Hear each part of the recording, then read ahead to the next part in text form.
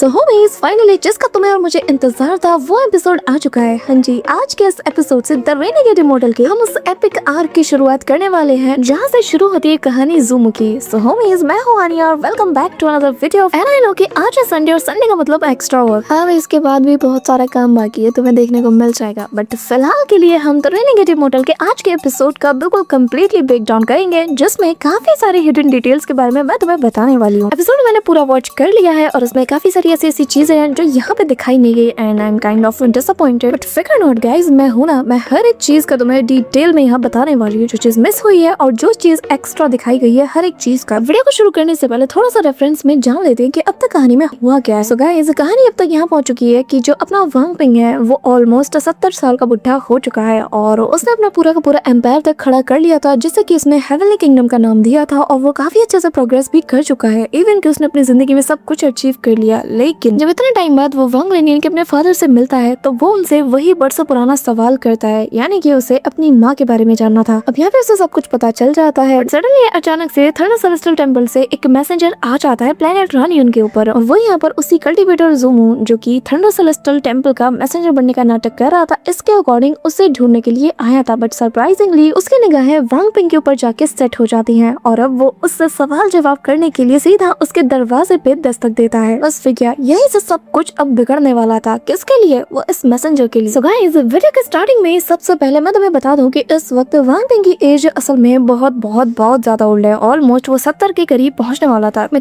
तुम्हें बता दूं कि इसकी जो वाइफ है ना किंग, ये वो इस वक्त अपनी नॉर्मल एज में है। एज वी नो कि वो एक कल्टीवेटर है, तो वो बस वांग पिंग से बहुत ज्यादा प्यार करती है, इसीलिए वो उसे दिखाना नहीं चाहती कि वो असल में इससे डिफरेंट है और अपनी कल्टीवेशन के जरिए से वो अपने लुक को हाइड भी नहीं करती। और मुझे ये चीज बुरी लगी कि यार यहाँ पे लोगों ने मेंशन नहीं किया इस चीज को। पर बढ़ते हैं कहानी पे और यहाँ वांग पिंग जो है वो उस मैसेंजर को देख कर ही पहला सवाल यही करता है कि आखिर तुम हो कौन और यहाँ क्या करने आए हो। अब यहाँ पे वो जो मैसेंजर था ना, वो सीधा वांग पिंग की ओर देखने लगता है। बट तभी उसे उसके पास वही शैडो नजर आती है, जिसे देखकर वो कहने लगता है कि अच्छा, अब मैं समझा कि तुम किसी के भी डिवाइन सेंस से बिल्कुल भी खौफ क्यों नहीं खाते, तो मतलब कि तुम यहाँ अकेले नहीं हो। हाँ, ये कहते हुए वो मैसेंजर अपनी थंडर एनर्जी को अनलीश करते हुए वांग पिंग की ओर एक एक कदम बढ़ाने लगता है। तभी वांग का वही सेलेस्टियल पपेट बाहर आता है, जो कि इल्यूजनरी लेवल पे है, जिसे पाने के लिए इवन की बड़े बड़े दिग्गजों ने भी कोशिश की, लेकिन एट द एंड कोई किससे छीन नहीं पाया। अब ही हमें पता चलता है कि गाइस, अगर तुम्हें याद होगा कि जब वांग पिंग को असैसिनेट करने के लिए काफी सारे असासिन्स आए थे, जब वो अपने प्राइम टाइम में था और हेवनली किंगडम का एम्परर भी था, तो तब असल में रातों रात किसने सारे के सारे असासिन्स को निपटा दिया था। जी, ये वांग लेन का वही सेलेस्टियल पपेट है, जैसे कि वांग लेन ने वांग पिंग की सिक्योरिटी के लिए बरसों पहले इसके पीछे छोड़ दिया था और कहा था कि इसका खास ख्याल रखना। अब सेलेस्टियल पपेट तो आते साथ ही एक मुक्का रख देता है, लेकिन यहाँ पे एक जोरदार तबाही के साथ चारों ओर बस धुआं फैल चुका था और तभी इसके बीच से वो मैसेंजर बाहर आते हुए कहने लगता है कि मानना पड़ेगा, एक टॉप ग्रेड का इल्यूजनरी यिन पपेट। हाँ, मुझे लगा नहीं था कि इस ट्रिप पे मुझे इतने सारे सरप्राइजेस देखने को मिलेंगे। अब ये कहते हुए वो सेलेस्टियल पपेट की मार लगाना शुरू कर देता है और कहने लगता है कि एक बार मैं इसे पूरी तरीके से निपटा लूं, फिर मैं सोल सर्च के जरिए से इस बात का पता लगा ही लूंगा कि आखिर इस पपेट को किसने क्राफ्ट किया है। ये कहते हुए वो उस पपेट का पैर पकड़ लेता है, जिसके बाद अपने थंडर चेन्स के जरिए से वांग पिंग और किंग ये दोनों के ऊपर हमला कर देता है। और इससे पहले कि ये चेन्स इन्हें कुछ कर पाते, दूर से वांग लेन कहता है स्टॉप, जिसके चलते यहाँ हर एक चीज फ्रीज हो जाती है। इवन कि वो मैसेंजर भी कम्प्लीटली स्पीचलेस था। तभी वांग लेन पलक झपकते ही पहुंच जाता है और उसके कदम की आहट से ना ये सारे चेन्स वहीं पे शैटर्ड हो जाते हैं और वांग लेन का फुल किलिंग इंटेंट के साथ जो रूथलेस वाला लुक है, वो जैसे मैसेंजर देखता है भाई इसका गला सूख जाता है। वांग लेन इसे रिलीज कर देता है। अब वांग पिंग भी इतने टाइम बाद अपने फादर को नजरों के सामने आता हुआ देखकर हैरान था। अब यहाँ वांग लेन की कल्टीवेशन तो ऑलरेडी इस मैसेंजर को देख रही थी ना, तो वो समझ आता है कि ये एक सेकंड स्टेप का कल्टीवेटर है, यानी कि मैं इसे मजाक में नहीं ले सकता। मुझे इसकी एग्जैक्ट कल्टीवेशन लेवल क्यों नहीं दिख रही यहाँ। अब वांग लेन देख कर ही समझ आता है कि ये असल में थंडर सेलेस्टियल टेंपल का मैसेंजर है और जितने लोगों को इसने बेरहमी के साथ मारा था, ये देखकर वांग लेन की सटक जाती है। सबसे पहले वो किंग ये वांग पिंग को लेकर यहाँ से गायब हो जाता है, जो देखकर इस मैसेंजर को लगता है कि अच्छा, तो ये लोग भागने की कोशिश कर रहे हैं, तो अब ये भी माउंटेन के पीछे तक इनका पीछा करना शुरू कर देता है। गाइस, मैं यहाँ पे तुम्हें बता दूं कि वांग लेन असल में उस छोटे से गांव को छोड़कर इतनी दूर इसलिए आया है क्योंकि वो जानता है कि जब फाइट होगी तो दोनों के बीच इंटेंस बैटल होगा, जिसमें आम लोग मारे जाएंगे और वांग लेन ये नहीं चाहता था। इसके चलते किंग ये और वांग पिंग को पहले तो वो एक सेफ जगह पे ले जाके रख देता है और फिर उनसे थोड़ी दूरी पर आकर उनके ऊपर एक बैरियर लगा के इससे फाइट करने के लिए प्रिपेयर था। अब यहाँ वो मैसेंजर आ जाता है और कहने लगता है कि चुपचाप वो पपेट छोड़ दो और यहाँ से चले जाओ, शायद मेरा इरादा बन जाए कि मैं तुम तीनों की जान बख्श दूं। भाई तो अपनी फिक्र कर ले। यहाँ पे वांग लेन अपनी धीमी आवाज में कहता है कि आज मैं तुम्हें बख्शने नहीं वाला, क्योंकि अगर मैं यहाँ पर एक कदम भी लेट आता तो तू तो मेरे बेटे को मार चुका होता ना। मुझे से फर्क ही नहीं पड़ता कि तू है कौन, कहाँ से आया है और कहाँ से बिलोंग करता है। आज मैं तुझे यहाँ पे गाड़ के रहूंगा। ये कहते हुए वांग लिन सेलेस्टियल पपेट को बाहर निकालता है। अब पपेट को आता हुआ देखकर वो मैसेंजर इमीडिएटली अपने थंडर स्पेयर को बाहर निकालता है। कहने लगता है कि लड़के तुम मुझे यहाँ पर कमजोर आंक रहे हो, यहाँ तक कि तुम्हारे पास ये पपेट है, फिर भी तुम मेरा कुछ नहीं बिगाड़ सकते क्योंकि मैं एक थंडर सेलेस्टियल टेंपल का मैसेंजर हूँ। ये कहते हुए जैसे वो स्पेयर के पावर को अनलीश करता है, पपेट यहाँ से काफी दूर जा गिरता है और अगले ही पल ऊपर से थंडर को गैदर करते हुए एक थंडर एनर्जी बॉल से उसके ऊपर हमला कर देता है और वांग लिन की तरफ इस अटैक को बढ़ा देता है। लेकिन वांग लिन भाई इसकी जो ओरिजिन सोल है ना वो एंशिएंट थंडर ड्रैगन से बनी हुई है, उसने एंशिएंट थंडर ड्रैगन को डिवोर किया है। तो अब तुम समझ सकते हो कि बिजली वांग लिन के लिए पानी की तरह है। इतने बड़े थंडर एनर्जी बॉल को ना वो अपने हाथों से पकड़ लेता है और कहने लगता है कि इतने मामूली से थंडर से तुम मुझे चैलेंज कर रहे हो, बहुत नाइंसाफी है तुम्हारे साथ। ये कहते हुए वांग लिन उस थंडर को हल्का सा ऐसे ना ट्विस्ट करता है और इसके अंदर से जो थंडर एनर्जी रिलीज होती है ना वो मानो वांग लिन के कमांड पे रेजोनेट करने लगती है और ऊपर से ऐसी प्योर थंडर एनर्जी रिलीज होती है जो कि मानो वांग लिन के कमांड पे आई हो। अब गाइस मैं यहाँ पे बता दूं कि वांग लिन ने जो अज़ोर थंडर ड्रैगन है उसे पूरी तरीके से डिवोर नहीं किया, लेकिन उसके आधे से ज्यादा पोर्शन को उसने ऑलरेडी अपने ओरिजिन सोल के अंदर डिवोर कर लिया था। और जैसा कि मैं ऑलरेडी बता चुकी हूँ कि वांग लिन का जो एंशिएंट थंडर ड्रैगन है वो कितना ज्यादा रेयर है। तो यार इसी की वजह से वांग लिन इस वक्त थंडर को कमांड कर सकता है, अनलेस कि उसके सामने वाला जो बंदा हो उसके पास कोई ऐसा जरिया हो कि जिसके जरिए से वो प्योर थंडर तक को कमांड कर सकता है। व्हिच मींस तुम समझ रहे हो इस वक्त वांग लिन एडवांटेज में है। अब यहाँ पे जो मैंने तुम्हें इतना सारा ज्ञान दिया है ना वो ये चीज ऑलरेडी मैसेंजर जानता था और ये चीज देखकर तो उसकी भी आंखें ऐसे खुली की खुली रह जाती कि क्या इसके पास ये डिवाइन थंडर एबिलिटी कैसे आ सकती है, थंडर को कमांड कर पा रहा है। एक और चीज गाइस की जो थंडर सेलेस्टियल टेंपल के जो मैसेंजर्स होते हैं ना उन्हीं के पास ये एक्सेस होता है कि वो थंडर को कमांड कर सकते हैं, लेकिन वांग लिन के लेवल तक का नहीं। और ये दूसरा वो रीजन है कि जिसके चलते इस बंदे के होश उड़ चुके थे कि भाई ये नॉर्मल कल्टीवेटर है, इसके पास मेरे से ज्यादा थंडर पे अथॉरिटी कैसे आ सकती है। बट सडनली उसका ना ऐसे दिमाग में एक चीज हिट होती है और वो कहता है ज़ूमो, तू ज़ूमो है। अब वांग लिन यहाँ पे एक ट्रू थंडर एनर्जी बॉल को क्रिएट कर लेता है और कहने लगता है कि इससे कहते हैं द ट्रू थंडर। मेरे बेटे को मारने आया था ना, ले अब मचा चल। कहते हुए वो उस थंडर बॉल को सीधा उसकी ओर बढ़ा देता है। बंदे का भाई पैर तक चटक जाता है, इतनी जोर का उसे झटका लगता है कि वो काफी दूर जा गिरता है। उसकी हालत देखो भिखारियों जैसी हालत हो, बहुत गंदी तरीके से वांग लिन ने से मारा था। ये देखकर तो वांग पिंग और किंग ये दोनों हैरान हो जाते हैं। अब यहाँ वो मैसेंजर रहा नहीं जाता उससे और वो पूछ ही लेता है कि तेरी आखिर असली कल्टीवेशन क्या है। अब यहाँ पे वांग लिन उसका ये सवाल सुनकर ना अपना लाइफ एंड डेथ डोमेन को एक्टिवेट कर देता है और कहने लगता है कि क्या मेरा कल्टीवेशन जानना चाहते हैं। यहाँ वांग लिन का डोमेन देखकर वो मैसेंजर कम्प्लीटली शॉक्ड था। अब गाइस मैं तुम्हें बता दूं कि वांग लिन ऑलमोस्ट 70 साल से ज्यादा वक्त के लिए अपनी कल्टीवेशन पावर को इसने अनलीश नहीं किया था, यानी कि एक मॉडल की तरह जी रहा था। लेकिन इसकी जो समझ है specially life and death domain को लेकर वो काफी ज्यादा बढ़ चुकी है और वो इतनी ज्यादा बढ़ चुकी है कि धीरे धीरे करके वांग लिन जब ये डोमेन को अपने अनलीश करता है ना तो उसका लेवल और ऑरा बढ़ता जाता है। ये देखकर तो इवन कि वो मैसेंजर भी हैरान था कि आखिर इसका ऑरा इतना ज्यादा बढ़ क्यों रहा है, इसका डोमेन रुक क्यों नहीं रहा। अब गाइस मैं तुम्हें एक चीज बता दूं कि वांग लिन का जो कल्टीवेशन लेवल है वो ऑलरेडी सेकंड स्टेप पे पहुंच चुका है, लेकिन उसका जो डोमेन है ना वो अभी सेकंड स्टेप पे नहीं पहुंचा है, यानी कि एक्सेलेंट पे नहीं पहुंचा है। अब जैसा कि तुम्हें पता है कि अगर तुम्हें अगले लेवल पे ब्रेक थ्रू करना है तो तुम्हें अपने डोमेन को भी उस लेवल पे ले जाना पड़ेगा। और इस वक्त वांग लिन एग्जैक्टली उसी कंडीशन में अपने 60 से 70 सालों की इस मॉडल लाइफ में उसने लाइफ एंड डेथ को बहुत ही अच्छे से समझा है। फिर चाहे वो सन ताई की डेथ से उसने डेथ के बारे में समझा और वांग पिंग की लाइफ से जो मॉडल की जिंदगी वो जीता आ रहा है उससे लाइफ की अंडरस्टैंडिंग बहुत ज्यादा हो गई। और जितनी ज्यादा तुम्हें अंडरस्टैंडिंग होगी लाइफ एंड डेथ की, तुम्हारा डोमेन का जो कॉम्प्रिहेंशन है वो और ज्यादा लेवल पे बढ़ता रहेगा। यहाँ पे वो मैसेंजर जानता है कि मुझे कैसे ना कैसे करके इस ज़ूमो को इंटरप्ट करना ही होगा। अगर इसका डोमेन ब्रेक थ्रू कर गया तो फिर ये बैटल जीतने लायक या फिर लड़ने लायक ही नहीं बचेगी। पिंग अपने फादर की इस ताकत को, इस अजीम ताकत को देखकर मन में कहने लगता है कि आज मेरा सिर बहुत चक्कर खा रहा है। वांग पिंग को ये भी लग रहा था कि शायद आज तक उसके फादर ने उसे कल्टीवेट करने क्यों नहीं दिया गया, इसका जवाब भी उसे मिल जाएगा। किंग ये वांग पिंग का हाथ पकड़ लेती है और कहने लगती है कि चाहे रीजन कुछ भी हो मैं हमेशा तुम्हारे साथ हूँ। अब यहाँ पे वांग लिन का जो डोमेन था ना वो अपने कंप्लीटेशन स्टेज में बिल्कुल पहुंच चुका था। अब यहाँ वांग लिन पुराने वाले लुक में आ जाता है, वो जो झुर्रियां उरियां मुंह में थी सब कुछ गायब हो चुकी थी। वांग लिन खुद भी हैरान था कि उसने रियलाइज भी नहीं किया, लेकिन उसका डोमेन ऑलरेडी कंप्लीटेशन स्टेज तक पहुंच चुका है। बट गाइस अभी भी ये फर्स्ट स्टेप को बिल्कुल ब्रेक थ्रू करके सेकंड स्टेप पे नहीं जा पाया और इसी चीज को देखकर ये मैसेंजर खुश हो रहा था कि थैंकफुली चलो कुछ तो मेरे पास उम्मीद बाकी है, क्योंकि अगर इसका डोमेन भी ब्रेक थ्रू कर जाता और इसके पास जो पपेट है ये दोनों मिलकर फिर मेरी बहुत बुरी तरीके से बैंड बजा देते, इनसे जीतना बहुत मुश्किल हो जाता। अब वांग लिन का डोमेन एक्सेलेंट के पीक पे पहुंच गया था और इसकी कल्टीवेशन यानी कि इसकी ये जो अवतार बॉडी है इसकी कल्टीवेशन मिड एक्सेलेंट के लेवल तक की थी। अब यहाँ पे तभी वो मैसेंजर काफी ज्यादा खुश होते हुए कहने लगता है कि तुम इतनी मामूली सी कल्टीवेशन को लेकर एक सेलेस्टियल टेंपल के मैसेंजर से पंगा लेने की कोशिश कर रहे हो। हाँ, तुम्हारे जैसा बेवकूफ तो मैंने आज तक नहीं देखा। ये कहते हुए अपनी थंडर पावर को गैदर ट्रिगर करता है और कहता है कि आज मैं तुम्हें दिखाता हूँ कि एक ट्रू थंडर सेलेस्टियल मैसेंजर होने का मतलब क्या होता है। पूरे के पूरे प्लेनेट रानी उनके एटमॉस्फेयर में ना एक अलग ही प्रेशर छा जाता है। सबके सब घटनों के बल आ चुके थे और तभी वो यहाँ पर अपने थंडर बीस्ट को समन करता है और कहता है कि यही थंडर बीस्ट एक थंडर मैसेंजर की असली पहचान और उसकी शान है, जो कि सिर्फ एक मैसेंजर के पास ही हो सकती है। इसी के साथ एक ट्रू थंडर बीस्ट आते साथ यहाँ पे दहाड़ मारने लगता है और यहाँ वो मैसेंजर बताने लगता है कि एक ट्रू थंडर मैसेंजर का जो ट्रू थंडर बीस्ट है वो पूरे के पूरे क्लैन को अनाहिलेट कर सकता है और तुम मुझे चैलेंज करने आए हो। वांग लिन इसके थंडर बीस्ट को देखकर कहने लगता है कि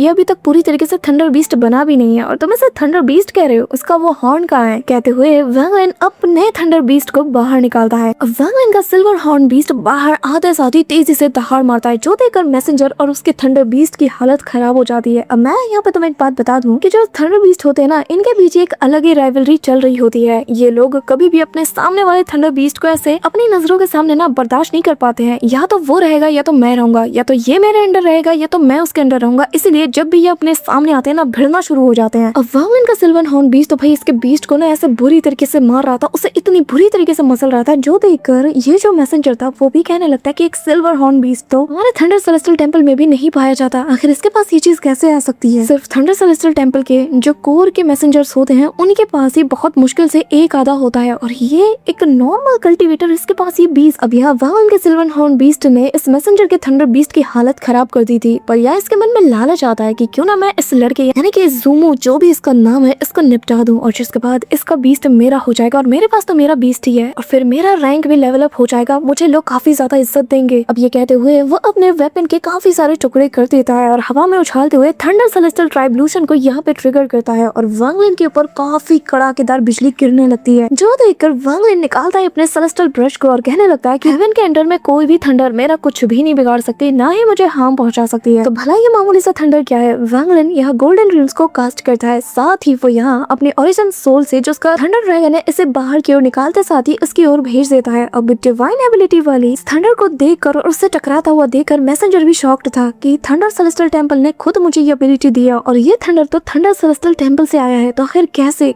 ये इसके ऊपर डोमिनेंट साबित कर सकता है। वहाँ इनका जो थंडर ड्रैगन था ना, वो सबसे पहले तो इसके सारे अटैक्स को डिस्ट्रॉय करते हुए इसके ऊपर तेज बिजली गिरा देता है, जिससे एक जोर का धमाका होता है। वांग लिन के ओरिजिन सोल में उसका ड्रैगन वापस चला जाता है, लेकिन बैकलैश तो वांग लिन को भी ठीक ठाक पड़ा था। लेकिन ये जो मैसेंजर था ना, ये फिर भी सही सलामत था, जो देखकर वो समझ जाता है कि एक इल्यूजनरी इनका कल्टीवेटर सच में बहुत ही ज्यादा स्ट्रॉन्ग है और इसके बीच में जो कल्टीवेशन गैप है कहीं ना कहीं वो बीच में आ रही। तभी वो मैसेंजर आगे बढ़ते हुए कहने लगता है कि मानना पड़ेगा, तुम्हारी जो दाव की अंडरस्टैंडिंग है ना, उसका जो कॉम्प्रिहेंशन है वो मेरे से ज्यादा है, लेकिन कल्टीवेशन के मामले में मैं तुमसे एक कदम आगे हूँ। अगर हमारी कल्टीवेशन इक्वली होती ना, तो मैं दावे के साथ कह सकता हूँ कि मैं पहले स्ट्राइक से ही मारा जाता। और अफसोस की बात है कि एट द एंड तुम एक मामूली से एक्सटर्नल लेवल के कल्टीवेटर हो। और क्या तुम्हें पता है कि फर्स्ट स्टेप के कल्टीवेटर्स की जो डिवाइन एबिलिटीज है वो भले ही कितनी ज्यादा स्ट्रॉन्ग क्यों ना हो, लेकिन वो बस एक टेक्निक बन के ही रह जाती है। लेकिन सेकंड स्टेप की कल्टीवेटर की बात ही कुछ और है। जो इनकी ओरिजिन एनर्जी है वो असल में एसेंस ऑफ द लॉ को टच करती है। ये कहते हुए वो चारों ओर बिजलियां दौड़ा देता है और कहने लगता है कि चुपचाप अपने पपेट और सिल्वर हॉर्न बीस्ट दोनों को मेरे हवाले कर दो। अब गाइस यहाँ पे मैं तुम्हें एक छोटी सी डिटेल बताना चाहूंगी, बिकॉज़ आई नो तुम लोग कंफ्यूज हो रहे होगे और एपिसोड देखने वालों को तो बिल्कुल भी पता ही नहीं होगा। अब तुम्हें याद होगा कि सीतो ने एक बार वांग लिन को बताया था कि फर्स्ट स्टेप और सेकंड स्टेप के जो कल्टीवेटर्स हैं, इनके बीच सिर्फ पावर लेवल का गैप नहीं है, इनके बीच का जो गैप है वो है लॉ का, कि वो जब तुम सेकंड स्टेप पे पहुंच जाते हो तो तुम वर्ल्ड के लॉज को देख पाते हो, लॉ पावर का यूज कर पाते हो। बस उसी चीज को यहाँ पर इस मैसेंजर ने मेंशन किया था। तो यहाँ ये जो मैसेंजर था ये कहने लगता है कि चुपचाप मेरी बात मान लो, अगर नहीं माने ना तो मैं अपने ओरिजिन एनर्जी के दम पर तुम सभी को यहाँ पे जला के राख कर दूंगा। पर वांग लिन ने कहा हार मानने वाला था भाई, वो निकालता है सेलेस्टियल स्वॉर्ड और लड़ाई के लिए तैयार हो जाता है, जो देखकर मैसेंजर हैरान था और वो अच्छे से जानता है कि अगर उसने अपनी बची कुची जो ओरिजिन एनर्जी है इसका यूज कर लिया तो कॉर्पोरल यांग पे ब्रेक थ्रू करना तो इसके लिए बहुत ज्यादा मुश्किल हो जाएगा। लेकिन वो जानता है कि ज़ूमो की कल्टीवेशन सेकंड स्टेप पे नहीं पहुंची है, लेकिन फिर भी वो अपने बेटे को प्रोटेक्ट करने के लिए एक इल्यूजनरी यिन लेवल का पपेट भी दे सकता है। और यही वो रीजन है जिसके चलते वो वांग लिन को हल्के में नहीं लेता और वो डिसाइड करता है कि इसका स्ट्रॉन्ग पॉइंट इसका दाव है ना, तो फिर मैं इसके दाव में ही फ्लॉ ला दूंगा। और अब वो सीधा वांग पिंग की ओर देखने लगता है। वांग लिन समझ आता है कि ये कुछ करने वाला है। वांग लिन वांग पिंग को सेव करने के लिए आगे आके खड़ा हो जाता है, जो देखकर वो मैसेंजर समझ जाता है कि हाँ वो जो सोच रहा है वो सही है। और वो कहने लगता है कि क्या हुआ, इतने ज्यादा परेशान क्यों, जिस लड़के को प्रोटेक्ट करने की इतनी सोच रहे हो, इतनी कोशिश कर रहे हो, क्या उसे ऑलरेडी पता है कि वो ऑलरेडी मर चुका है। ये सुनकर वांग लिन की सटक जाती है, सेलेस्टियल स्वॉर्ड से चला के मारता और कहता है कि अपनी बकवास बंद करो। अब उस अटैक को रोकते हुए वो मैसेंजर मन में कहता है कि अच्छा तो इसका बेटा है, इसके दाव में फ्लॉ ला सकता है, हाँ क्या बात है। वांग पिंग भी ये बात सुन के शॉक्ड था। इस दौरान वांग लिन उस मैसेंजर को मारने के लिए दौड़ता है, लेकिन वो उसके हर एक अटैक से बचते हुए वांग लिन से कहने लगता है कि वो ऑलरेडी मर चुका है, तुमने फिर भी एक शरीर को तैयार किया हाँ, और उसे वो गोल्डन सीक्रेट आर्ट दिया जिसके चलते वो अभी जिंदा है। पर मुझे समझ नहीं आ रहा कि आखिर तुमने ऐसा क्यों किया। तुमने उस गोल्डन सीक्रेट आर्ट का यूज करते हुए उसके सोल को इतना ज्यादा फोर्स क्यों किया कि वो उसकी बॉडी में रिमेन रहे। हाँ, अब वांग लिन का बिल्कुल रूथलेस उसके पीक तक पहुंच चुका था। वो यहाँ पे उसके ऊपर काफी सारे अटैक करते हुए कहता है कि मैंने कहा चुप हो जाओ, अपना मुंह बंद रखो, और फिर सीधा एक मुक्का उसके मुंह पे चढ़ देता है। अब वो मैसेंजर थंडर की स्पीड से वांग पिंग के करीब जाते हुए कहने लगता है कि तुम मुझे रोक नहीं सकते, मुझे जानना है कि आखिर वो कौन सा सीक्रेट हेवन डिफाइंग मेथड है कि जिसके जरिए से तुमने इसको जिंदा रखा है। इसी के साथ उसके करीब जाते साथ अपने डिवाइन सेंस के जरिए से उसके अंदर झांकने लगता है, और उसके ओरिजिन सोल के पास जैसे ही वो पहुंचता है ना, तो भाई इसके होश हो चुके थे, क्योंकि वांग पिंग के सोल की जगह उसे दो बहुत बड़े बड़े स्वॉर्ड एनर्जी नजर आती है, और ये थे निर्वाणा क्लिंजर की स्वॉर्ड एनर्जी, जो कि यहाँ पर एक ह्यूज से इम्पैक्ट को क्रिएट करते हुए इसे बाहर की ओर खदेड़ देती है। ये देखते साथ ही वो मैसेंजर उल्टे पैर यहाँ से भाग जाता है, लेकिन वांग लिन फिर भी इसका पीछा नहीं छोड़ता, और ये बंदा वांग लिन को कोसते हुए कहने लगता है कि ये एक मैडमैन है, ये पूरी तरीके से पागल हो चुका है। इस लेवल के स्वॉर्ड एनर्जी का यूज करके एक मॉडल की सोल को बाइंड करके उससे बॉडी का फॉर्म देना, ये कोई पागल ही कर सकता है। अगर वो स्वॉर्ड एनर्जी मुझे हिट हो जाती तो मैं कब का मारा जाता, लेकिन वांग लिन जो कि इसका पीछा कर रहा था वो सेलेस्टियल स्वॉर्ड को चला के मारता, इसमें अपनी ओरिजिन एनर्जी की डिवाइन एबिलिटी का भी वो यूज करता है। मैसेंजर और ज्यादा हैरान था कि इस लेवल पे वो अपनी ओरिजिन एनर्जी का कैसे यूज कर सकता है, तो वो यहाँ पर अपनी थंडर कल्ड्रन का यूज कर देता है, जो कि इसकी ओरिजिन एनर्जी से वो यूज कर रहा था, और ये अटैक सीधा उस कल्ड्रन से जा टकराता है। तभी यहाँ उस थंडर कल्ड्रन का एक मैसिव सा फॉर्म वांग लिन को अपने अंदर समा लेता है, और यहाँ इस मैसेंजर का जो थंडर बीस्ट था वो भी वांग लिन के सिल्वर हॉर्न बीस्ट से जान बचाकर इस थंडर कल्ड्रन के अंदर आ चुका था। अब वांग लिन से वो बंदा कहने लगता है कि ज़ू चलो देखते हैं कि इस थंडर कल्ड्रन के अंदर हम दोनों में कौन सर्वाइव करता है। ये कहते हुए वो उसे रिफाइन करने लगता है। अब वांग लिन का silver horn beast, celestial puppet और वांग लिन तीनों इसके अंदर फंसे थे। तीनों ही यहाँ पर एक एक करके हमला करते हैं इस फर्नेस को, यानी कि कल्ड्रन को तोड़ने का, लेकिन कुछ भी फर्क नहीं पड़ता। तो वांग लिन यहाँ गॉड स्लिंग वॉर कैरियर के जो बाकी के सील्स थी उनमें से एक को ओपन करने का सोचता है, जो देखकर जो सिल्वर हॉर्न बीस्ट है वो वांग लिन की ओर देख रहा था, क्योंकि यही तो उसे चाहिए था, एक्स्ट्रा पावर, ताकि बस कैसे करके टूपिट से कल्ड्रन को तोड़कर इस बंदे का जो वो बीस्ट था ना, वांग लिन का थंडर बीस्ट असल में इसे डिवोर करना चाहता था, इसीलिए उसे पावर की बहुत ज्यादा जरूरत थी। फिर क्या वांग लिन गॉड स्लिंग वॉर कैरियर के थर्ड सील को एक्टिवेट कर देता है और इसे रिलीज करता है। फिर क्या अब होना था बवाल, और वो हो के रहता है क्या लेवल का होता है, जहाँ वांग लिन का सिल्वर हॉर्न बीस्ट लगातार ग्रो करने लगता है। उसकी जो हॉर्न थी वो और ज्यादा इवॉल्व हो चुकी थी, पावर भी इसका बहुत ज्यादा बढ़ चुका था, जो देखकर मैसेंजर को अपनी आंखों पे यकीन नहीं होता। वो निकालता है अपने उस पिद्दू से सिल्वर बीस्ट को, यानी कि थंडर बीस्ट को, और इसके आगे फेंक देता है, लेकिन वांग लिन का थंडर बीस्ट यानी कि सेलेस्टियल बीस्ट इसकी आंखों में मैडनेस छा चुका था, और अपने मुंह से इतना तगड़ा वाला अटैक करता है कि सामने ये जो कल्ड्रन था इसकी फर्स्ट सेकंड थर्ड सारे लेयर्स टूट जाते हैं और ये मेल्ट होने लगता है। बचा कुछ काम सेलेस्टियल पपेट आके कर देता है और एक जोर का मुक्का मारता है। अब ये सब लोग काम कर रहे तो वांग लिन पीछे कैसे रह सकता था। वांग लिन निकालता है सेलेस्टियल स्वॉर्ड को और चला के स्वॉर्ड स्ट्राइक मारता है, और बस बूम, यहाँ पे वो कल्ड्रन पूरी तरीके से शैटर्ड हो चुका था, और मैसेंजर अपनी जान बचा के उल्टे पैर भागता है, लेकिन वांग लिन का बीस्ट तो इसके पीछे हाथ धोके पड़ जाता है। अब अपने मास्टर को भागता हुआ देखकर जो उसका जो थंडर बीस्ट था ना वो वांग लिन के पास ही रह जाता है। इस दौरान वांग पिंग और किंग ही भी वांग लिन के पास आ जाते हैं। वांग लिन वापस से मॉर्टल फॉर्म में आ चुका था। वांग लिन जानता है कि जिस सवाल से वो आज तक भागता हुआ आ रहा है अब वक्त आ चुका है उसके जवाब देने का। वांग लिन सवाल करता है कि क्या उसने जो कुछ भी बोला वो सच है। वांग लिन खामोश था। वांग पिंग आगे आता है। वांग पिंग को सारे जवाब तो ऑलरेडी मिल चुके थे, इतना यार बेवकूफ नहीं है वो कहने लगता है अगर मैंने दाव को प्रैक्टिस किया, कल्टीवेट करने की कोशिश की तो मेरी सोल वही उसी वक्त डिस्ट्रॉय हो जाएगी, इसीलिए आपने मुझे करने नहीं दिया, है ना। वांग लिन चुप था। अब वांग पिंग आगे बताता है कि मेरी बॉडी को तो असल में स्वॉर्ड एनर्जी से फॉर्म किया गया, मतलब ये कि मैं तो बहुत पहले ही मारा जा चुका हूँ। किंग ये रोने लगती है। वांग लिन से रहा नहीं जाता, उससे कहता है कि नहीं, तुम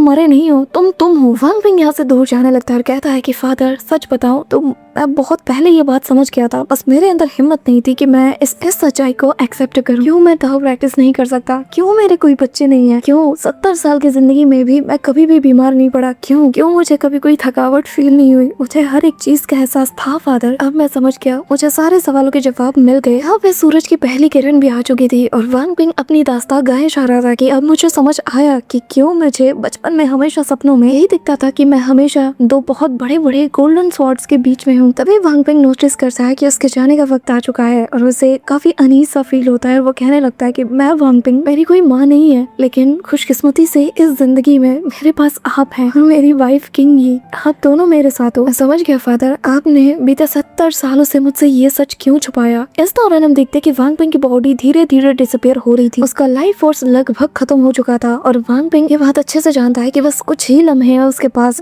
एक आखिरी बार अपने फादर को फादर कहके पुकारता है और कहता है कि आपने मेरे लिए जो कुछ भी किया उसके लिए आपका बहुत शुक्रिया। और किंग यी, अगर वाकई में दूसरी जिंदगी जैसे कुछ होती है ना चीज, तो फिर मैं उस जिंदगी में भी तुम्हें ढूंढना चाहूंगा। सुनते ही था कि किंग यी उसे टाइटली होल्ड कर लेती है, रोने लगती है, लेकिन वांग पिंग रोना तो चाहता था पर उसके आंसू तक नहीं आते और वो कहने लगता है कि देखो ना, मेरे पास तो अपने आंसू भी नहीं है, लगता है कि मैं रो भी नहीं सकता। तभी ये कहते हुए वांग पिंग इमोशनल हो जाता है, लेकिन आंसू नहीं आते। अल्फाज उसके साफ दर्द को बयां कर रहे थे और वो घुटनों के बल झुक जाता है वांग लिन के सामने और कहता है कि प्लीज फादर, मुझे माफ कर दीजिएगा कि आपके वांग पिंग ने किए गए इस वादे को पूरा नहीं कर पाया। वो आपके साथ रहना चाहता है लेकिन बीच से आपको छोड़ के जा रहा है, प्लीज मुझे माफ कर दीजिएगा। वांग पिंग को याद आता है कि कैसे बचपन में उसका फादर उसे वो कड़वी दवा पिलाया करता था और मरते वक्त भी वो यही कहता है कि फादर, वो दवा सच में बहुत कड़वी है। अब ये सुनकर वांग लिन बहुत ज्यादा इमोशनल हो जाता है। उसी वक्त वांग पिंग की बॉडी भी पूरी तरीके से राख बन चुकी थी और वापस से एक सोल पीस में कन्वर्ट हो चुका था। वांग लिन यहाँ पे बहुत ज्यादा इमोशनल था। किंग यी का तो हाल पूछो ही मत। तभी वांग लिन उस सोल के पीस को अपने पास रख लेता है और ठीक से अपने हेवन डिफाइंग बीट के उसी जगह पर जाके रख देता है जहाँ पर वानियर की सोल मौजूद है। अब वांग लिन यहाँ से जाने लगता है, तभी किंग यी उसके सामने माथा पटकने लगती है और कहती है कि फादर प्लीज, मैंने और वांग पिंग ने एक वादा किया था कि मरने के बाद भी हम साथ रहेंगे, प्लीज मुझे उसके साथ रहना है, मुझे उसके साथ जाना है, मुझे अपने साथ ले चलिए। वांग लिन उसकी तरफ देखता है और कहता है कि तुम बाद में रिग्रेट करोगी, जिस पे वो रोते हुए कहती है कि नहीं, मैं रिग्रेट नहीं करूंगी, प्लीज मुझे उसके साथ कर दो। अब वांग लिन मान जाता है और उसके सोल को भी अपने हेवन डिफाइंग बीट में एग्जैक्टली वांग पिंग के पास रख देता है और फिर वांग लिन की वही पुरानी जिंदगी जिसमें बस तन्हाई ही है, उसमें वो लौट जाता है। वांग लिन को बहुत ही ज्यादा अजीब सी कॉम्प्लेक्स सी फीलिंग आ रही थी लाइफ एंड डेथ से रिलेटेड, क्योंकि हमेशा उसके साथ ही गलत क्यों होता है, क्यों लोग उसे छोड़ के चले जाते हैं। वांग लिन हर एक चीज को रिवाइंड करके वापस से इमेजिन करना शुरू कर देता है। वांग पिंग के वो सारे मोमेंट्स, वो स्टैचूज जो कि उसने कभी उसके लिए बनाए थे, उसकी मेमोरीज में वो हर एक चीज को देखता है कि कैसे उसने किंग यी से कहा था कि चलो उसी माउंटेन के टॉप पे जाके रहते हैं जहाँ पर मैं कभी मेरे फादर के साथ पूरी जिंदगी बिताना चाहता था। हर एक चीज को वांग लिन रिवाइंड करके देखता है। वो मोमेंट भी जब ऑलमोस्ट 60 साल के बाद ये दोनों मिले थे, ऐसे एक छोटे बच्चे की तरह वांग पिंग वांग लिन से लिपट जाता है और 60 साल की उम्र में भी बच्चे की तरह रोते हुए फादर कह रहा था। वांग मेंशन जो कि आज पूरी तरीके से सूना हो चुका है, जिसके बाद वांग पिंग कैसे हेवनली किंगडम का एम्परर बना, ये सारी चीजें वांग लिन हर एक चीज को वापस से जीता है। कैसे जब वांग लिन ने इसे कल्टीवेट करने से मना किया था तो उसने कहा था ठीक है, अगर आप मुझे कल्टीवेट करने नहीं दोगे तो मैं मॉर्टल्स में सुप्रीम रूलर बनूंगा। एम्परर बनने से पहले वांग पिंग का वो सारा स्ट्रगल जो कि उसने एक एम्परर बनने से पहले किया था, हर एक चीज को रिवाइंड करके वांग लिन इमेजिन करता है और फिर वो दिन भी जब किंग यी के साथ वांग लिन को छोड़कर मॉर्टल्स में सुप्रीम रूलर बनने के लिए चला गया था। साथ ही वांग लिन उस मोमेंट को याद करता है जो उसने किंग यी को ऑफर दिया था कि तुम्हें अपना पूरा एक लाइफ साइकिल ऑलमोस्ट 60 साल जितना वांग पिंग के साथ बिताना है, बदले में मैं तुम्हें दाओ कल्टीवेशन में एक चांस दूंगा। और किंग यी तो वांग पिंग से बहुत ज्यादा प्यार करती थी, तो इसलिए वो बिना किसी कंडीशन के ही मान जाती है। साथ ही वांग पिंग के साथ हुए उन सारी छोटी मोटी नोकझोंक को वो याद करता है जब वांग पिंग बार बार कल्टीवेट करने की जिद करता है और बार बार वांग पिंग उसे मना कर देता है। फिर उस पल को भी जब वो लोग पहली बार इस शहर में आए थे और कैसे सन फैमिली के लोगों ने वांग पिंग को बुली करने की कोशिश की थी और वांग लिन ने इनको मजा चखाते हुए कहा था कि मेरे बेटे को लेक्चर सिखाने वाले तुम होते कौन हो। जिसके बाद वांग पिंग और वांग लिन दोनों कैसे एडवेंचर पे गए थे, उससे पहले कैसे फिर ये सन ताई की मौत पे कितना ज्यादा रोए थे, हर एक पल को रिवाइंड करता है। सन ताई कैसे एक असली दादा की तरह वांग पिंग को प्यार करता था, बार बार उसे कल्टीवेट करने के लिए फोर्स करता था और बार बार नन्हा वांग पिंग उसे मना कर देता कि अपने फादर से झूठ नहीं बोल सकता और हाँ मैं कल्टीवेट नहीं करूंगा, उन्होंने मना किया। उनका वो छोटा सा घर जहाँ वांग पिंग और वांग लिन दोनों साथ रहा करते थे, हर दिन जब वांग पिंग उसे मेडिसिन पिलाने जाता तो कैसे वांग पिंग मुंह बना लेता था, वो हर एक छोटे छोटे पलों को वो याद करता है और अंत में बस इतना ही कहता है कि धूल से बने और फिर धूल बन जाना, लाइफ एंड डेथ के ऊपर अगर कोई चीज है तो वो है कर्मा। वांग लिन उस मोमेंट को याद करता है जब उसने डिसाइड किया था कि वांग पिंग की जो रिजेंटमेंट सोल है इसे वो मिटाएगा एक मॉर्टल वर्ल्ड में, उसे मॉर्टल की तरह जिंदगी देकर, और वो एक पूरा लाइफ साइकिल वांग पिंग के साथ बिताएगा। मेरे बच्चे, जो जिंदगी तुम डिजर्व करते हो तुम्हारा फादर वो जिंदगी तुम्हें देता रहेगा। और बस इन्हीं सारी चीजों को याद करके वांग लिन प्रेजेंट टाइम में एक गहरी सांस लेता है, क्योंकि आफ्टर ऑल उसने अपना वादा पूरा किया। अब वांग लिन अपना कदम ऊपर की ओर उठाता है, कल्टीवेशन लेवल बढ़ता जाता है, वांग लिन नॉर्मल फॉर्म में आने लगता है। उसका लुक जो आज से 70 साल पहले हुआ करता था वांग लिन उसमें आने लगता है। धीरे धीरे इसके कपड़े ट्रांसफॉर्म होते हैं और ये ट्रांसफॉर्मेशन क्या